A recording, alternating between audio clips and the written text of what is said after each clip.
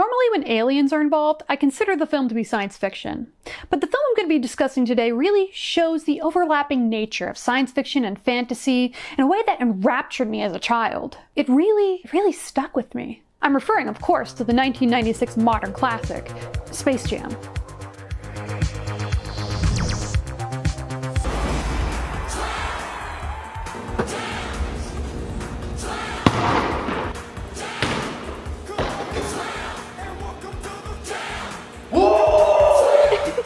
Space Jam is a 1996 movie that consists of a mashup between Looney Tunes and Michael Jordan.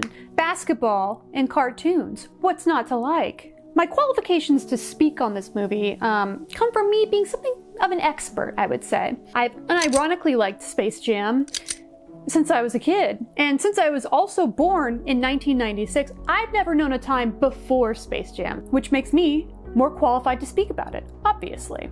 Indeed, it's taken on something of a mythical status in my mind. And given the recent surge in popularity, I don't think I'm alone. A surge, I say? Well, it was enough of something that in the year of our Bugs Bunny 2021, we're getting a sequel. A full 25 years after the original. I'll cover the sequel when it comes out, and I will be giving some of my thoughts on the trailer in this video. But today I thought that we could revisit the original with the eyes of an adult and see if it lives up to the imagination of my childhood. Not only that, we'll ask, did this movie deserve a sequel? Now let's see if it lives up to my totally reasonable expectations.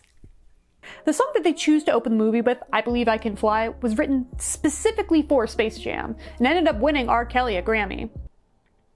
Needless to say, it hasn't aged well at all. It's pretty late at night and we see a young Michael Jordan shooting hoops, and he makes every shot that he takes. Michael's father is watching from the porch when he eventually joins him, and he's really impressed with his son's skills. They talk about Michael's future together, and Michael has some strong, prophetic goals. He wants to go to college at North Carolina and play basketball there. Then he wants to go to the NBA. And then he wants to win some championships. And then after that, he wants to play baseball just like his dad did. It's a good humanizing scene, and it also gives us a little bit of Michael's biography. We then cut to a title sequence montage of Michael throughout his life, graduating high school, in the NBA, winning championships, and generally just kicking butt taking names. When the title sequence is over, we see Michael at the fateful 1993 press conference, where he announces his retirement. In real life, Michael's retirement was chalked up to two basic reasons. One is that he said he didn't really have the motivation anymore. He didn't have the drive.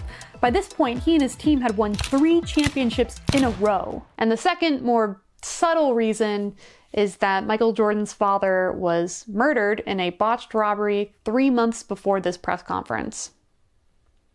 We then blast off to a theme park themed planet called Moron Mountain.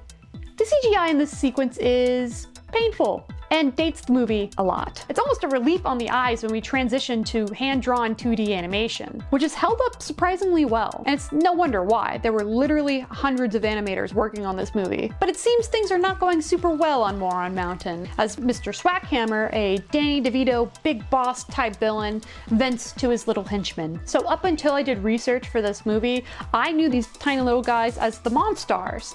But as it turns out, they are called Nerdlucks. That is their species, I guess, and they each have individual names, which I thought was real neat. For the sake of clarity and for the sake of they never mention Nerdlucks throughout this entire thing, I'm going to continue calling them Monstars. So business is down on Moron Mountain. They need new attractions. And the Monstars happen to see the Looney Tunes on this big wall of TVs. So Mr. Swackhammer sends them on their new mission, to kidnap the Looney Tunes so that way they can exploit them for money. Back on Earth, we see Michael Jordan playing baseball for the White Sox's minor league baseball team, the Birmingham Barons. It's about 2-3 years after the 1993 press conference. Everyone in the stadium, including the opposite team, is rooting for him. So his celebrity status has followed him, but his success?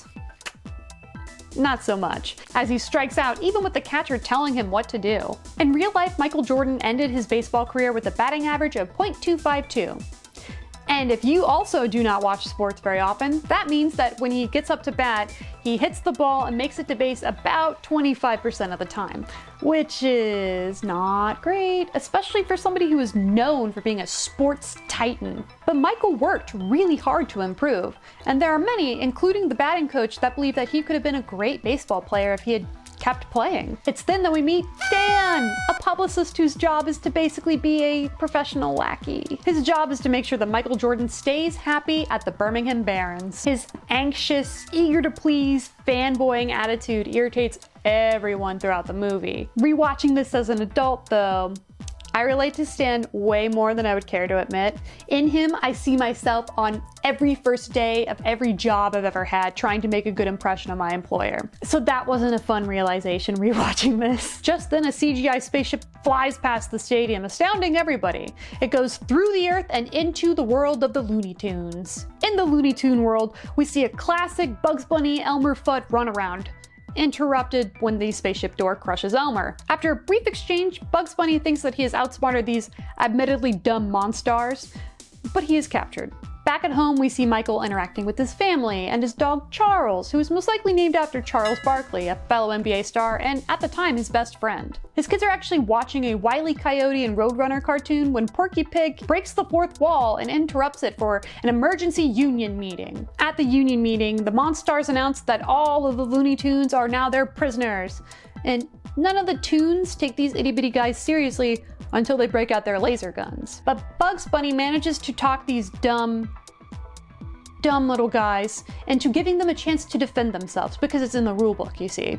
Some sort of competition to win their own freedom. And given how small and slow these little guys are, the Toons decide that a game of basketball will make this easy peasy. The Monstars pull a classic 5 aliens in 1 trench coat gag to get into an NBA game, where they then steal the talent of 5 players. I have to say, it's very funny to me to watch these professional athletes act like total idiots on the court. And you can tell that the actors had a lot of fun filming this.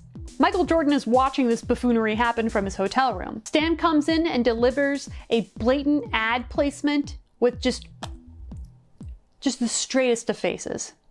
Come on, Michael, it's game time. Get your Hanes on, lace up your Nikes, grab your Wheaties and your Gatorade, and we'll pick up a Big Mac on the way to the ballpark. Which is very funny, and it reminds me of Wayne's World. Anyway, these big athletes losing their talent has serious ramifications on the world of sports within this movie. Whole teams are going on strike, refusing to take the court because they think it's some sort of virus going around. This is another scene that is pretty funny to watch as an adult if you don't think about it too hard. Grown men spouting off very wrong science used to be funny. Now, if we really want to read into this kind of thing, we could see this as a commentary on the high school to college to NBA pipeline and how predatory the system was and continues to be. They don't really care about the well-being of their players or them getting an education or even them investing their money wisely so that way they're taken care of later on in life when they can no longer play basketball. No, they just see them as these hunks of disposable meat that make them lots of money by playing basketball really well. But Space Jam isn't that deep, right? I'm probably just making something out of nothing. Back in the Looney Tunes universe, the Toons are feeling pretty good about their chances, until the Monstars roll up with these stolen talent and transform into these hulking monsters. And Bugs Bunny decides that they need help. We then cut to Michael Jordan golfing with Larry Bird, a fellow player turned coach turned executive of the NBA, Stan, and of all people, Bill Murray. This seems like a really random and odd choice, but the movie gives an explanation for it later. Mr. Murray, something's really been bugging me. Yeah? Just how did you get here, anyway? Producer's a friend of mine, just had a teamster come and drop me off, you know. Come to find out, it was actually also a reference to a series of commercials that Bill Murray starred in where he wanted to be a basketball player. These aired in 1995 and they're really weird and silly. It's like a religion with me. I believe in myself. I'm there for me. I believe in the ball. The ball is there for me. The commercials are on YouTube and I would recommend looking them up. I want to take this quick second to thank today's moral sponsor, which is the no-name party of Downtime with Dungeons. You can check them out on twitch.tv/downtimewithdungeons. They're really cool people, they have an awesome campaign, and I happen to love them all very much. Thank you guys for your support. Weird things happen as they play, and Michael miraculously makes a hole-in-one, but when he bends down to retrieve his ball, he gets sucked in. He's in the world of the Looney Tunes now. and Bugs Bunny explains the situation to him. Back in the real world, Stan continues to try to talk to the hole and get Michael to come out, and this is an ongoing bit that gets progressively more ridiculous and funny. Bugs Bunny takes a reluctant Michael Jordan to this decrepit-looking gym, which the Toons clean up with a disgusting and cartoony spit-shine gag. The Monstars bust in and start bullying the Toons. Michael Jordan stands up for them, and this then leads to one of the worst CGI sequences of the movie. It's bad. But the harassment makes up Michael's mind. He's gonna help out these Toons. Back on Earth, we see that the NBA players who had their talent stolen are seriously struggling. Back at the gym, the Toons are practicing. Michael asks if any of them have even ever played basketball, which is a resounding no, except then enter the legend. Miss Lola Bunny is here to audition for the team. Bugs Bunny is immediately smitten with her, but he makes the mistake of calling her doll. And she smashes him in a one-on-one. She's the best player on the team, except for Michael. Michael wants to start them on some drills, but he's not really dressed for the occasion. And since Toons don't wear shoes, it's up to Daffy Duck and Bugs Bunny to venture to the 3D land and get Michael's equipment. The following sequence was one of my favorites as a kid. I remember vividly rewinding the VHS because, yeah, I had this on VHS, at this one part in particular, and absolutely losing my mind because I thought it was so funny. Twinkle, twinkle, let's all stop. After some more hijinks and some help from Michael's kids, the Toons have the gear. Catching back up with Stan, he's dug up a proper crater in this golf course, and he's on the verge of giving up when Bugs Bunny and Daffy Duck just walk right by him and jump into another hole. Back in the 2D world, the Toons do a Richard Simmons workout, Michael Jordan has a slow motion montage of him being really good at basketball, and then Stan shows up to help. He really, really wants to help. So Michael promotes him to the bench with Granny. Flash to the real world, where the head of the NBA closes down a stadium and announces that until they figure out what happened to these players, that's it, no more basketball. Basketball's canceled for the season. But things are bumping at this 2D stadium where the big game is about to begin. You've got your classic suit-up sequence, you've got your entrances for both of the teams, and then the game begins. The Toons are playing the way that Michael taught them, but they're getting crushed. Michael and Lola are basically the only ones that are scoring for their team. After some shenanigans, a halftime is called, and the Team Toon morale is pretty low. So Stan sees an opportunity. He hides in one of the lockers in the locker room of the Monstars, where he hears what exactly has gone on with the stolen talent deal. They promptly find him and beat the living daylights out of him. In the Toon locker room, Michael tries to lift everybody's spirits by giving a rousing motivational speech, but the team is checked out. Bugs Bunny, though, has something up his sleeve. Michael's secret stuff. A water bottle full of some sort of liquid that supercharges you to play. It's water, but they don't need to know that. The second half starts and the Toons are actually playing like Toons, so there are a lot more loony antics. The Toons have actually almost caught up with the Monstars, so Mr. Swackhammer calls a timeout. He does not like this change of pace, and he's frustrated that they didn't take the talent of Michael, who the Monstars then reply, but he's a baseball player. But Michael decides it's time to raise the stakes a little bit. A lot of it, actually. The new deal? If the Toons win, the Monstars have to return the NBA players' talent. And if the Toons lose, they get Michael Jordan. Mr. Swackhammer illustrates what he has in mind for Michael. Signing autographs for hours on end, rigged one-on-one games with customers where he always loses. Slavery. And Michael agrees. Post-timeout, the Monstars are significantly more aggressive. Mr. Swackhammer tells them to crush the Toons, and boy do they. Bugs Bunny saves Lola from being splattered, and he gets a kiss for it, so I guess that's a silver lining. Michael calls a timeout, and that kiss might be the only silver lining, because the Toons are not doing great. They need a fifth player, so Michael is forced to put Stan on the court, and he is promptly crushed.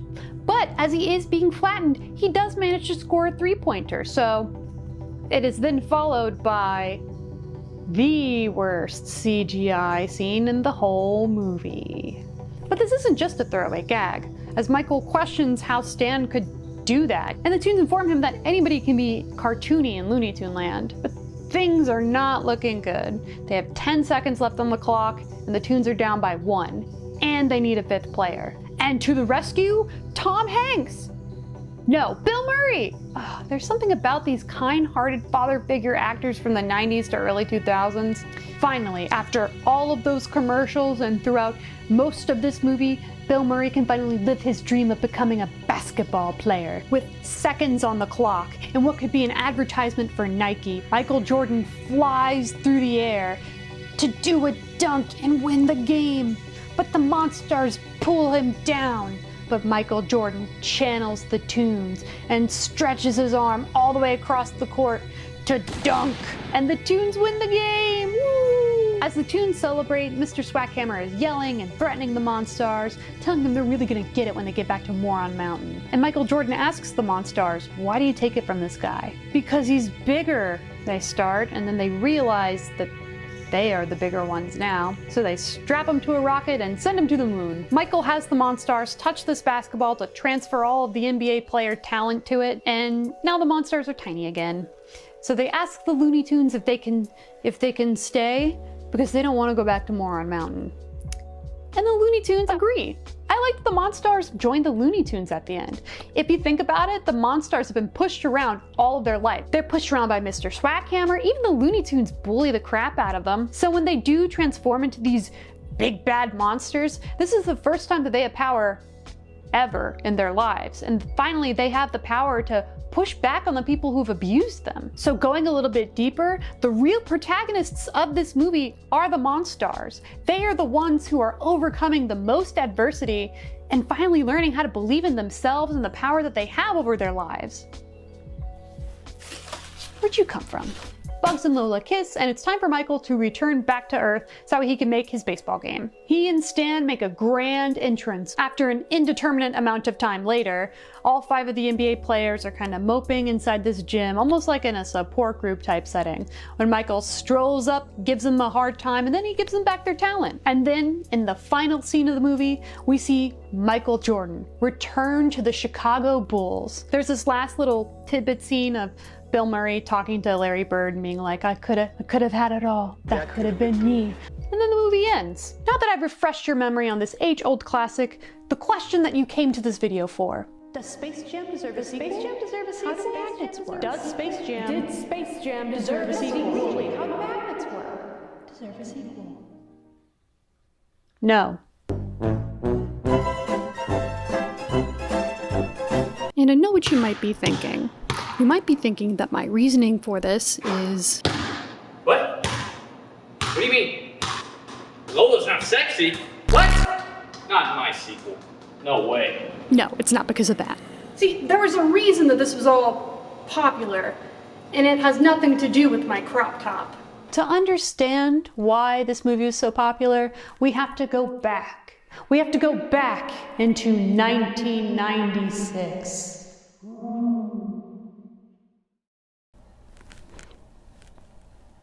I was a toddler in the 90s, okay? To act like Space Jam became this cult classic for no reason is just silly. I still think it's a fun movie, but let's pretend for a second that it's not. Let's pretend that it's a bad movie, devoid of all of its soul, you know, just trying to reap on the nostalgia of its viewers to make lots and lots of money. Let's pretend it's like that. Even if it was like that, Space Jam still has a lot going for it, and here's why.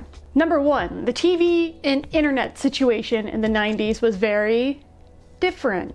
There weren't a whole lot of channels to choose from. But that's fine, you might be thinking. Maybe you're not a cable TV watcher nowadays. There aren't a whole lot of people that are. Well, my dear internet denizen, internet in 1996 was...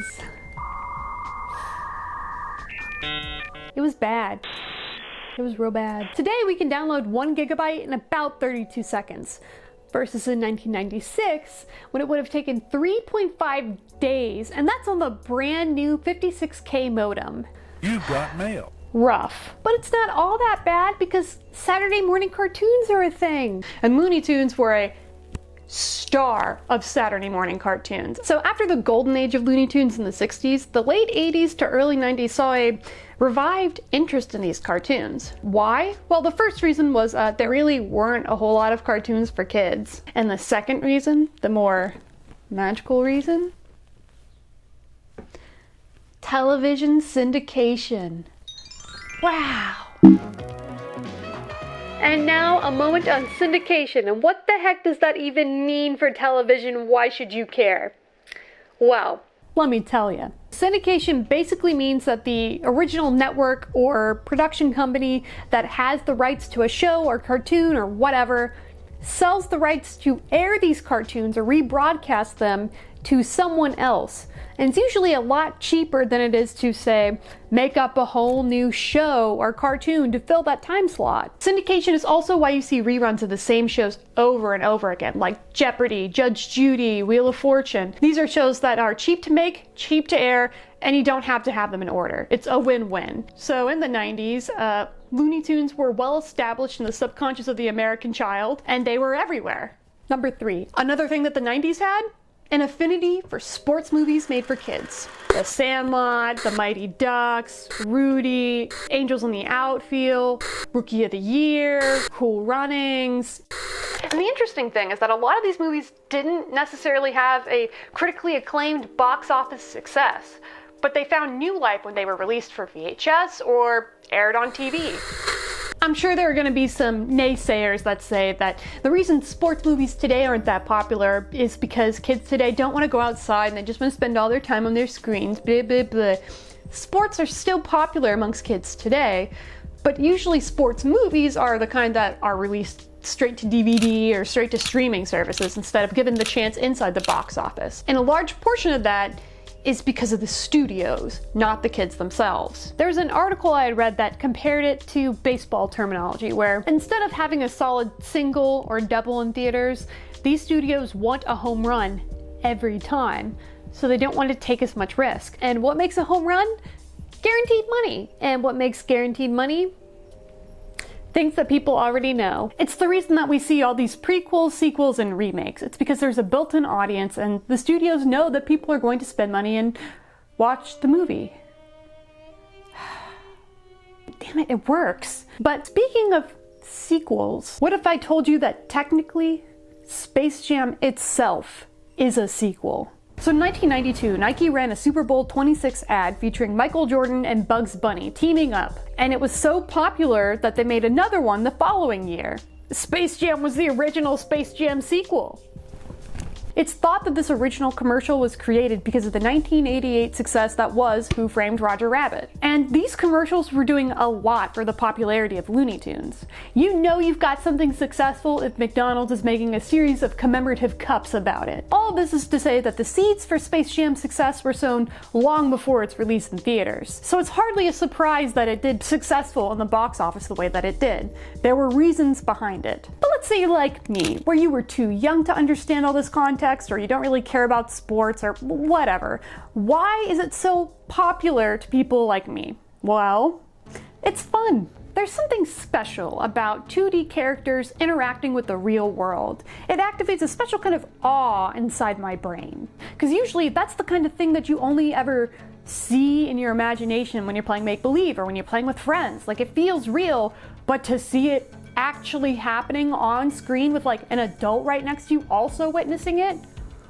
Space Jam also features a lot of physical comedy gags, which tickles the laugh endorphins of children. That's actual science. It's a fun movie that doesn't take itself too seriously. So, what's my issue with the Space Jam sequel? Well, can I confess something to you? My first time rewatching Space Jam as an adult was rough. I was watching it with somebody who hadn't seen Space Jam as a kid, and it had been years since I had seen it, so I went in rose glasses, intact, super ready to enjoy it. Oh. And I didn't like it. We actually fell asleep halfway through, and that was kinda, oh boy, kinda heartbreaking. But rewatching it by myself, I was able to appreciate it a lot more. I got to relive all of the scenes that I really enjoyed as a kid and appreciate how well the 2D animation holds up nowadays. But I know a large part of this enjoyment is largely fueled by my own nostalgia. Space Jam's the kind of movie where if you didn't see it as a kid, you probably won't enjoy it. it's flawed. It's got outdated CGI, R. Kelly, outdated pop culture references. It's all over the place. And if you aren't interested in sports, you probably won't know who half of these players are supposed to be. So I'm going to go into the predictions and some of my hesitations for the sequel with full awareness of my biases. So what's my issue with the Space Jam sequel? Why am I so against it? Well, I'm not, but I am. Warner Brothers has been trying to capitalize on the Space Jam success train for a really long time. However, for some weird reason, all of the carefully crafted, well thought out sequel ideas like Skate Jam starring Tony Hawk or Spy Jam starring Jackie Chan, for some reason these ideas just never really got off the ground.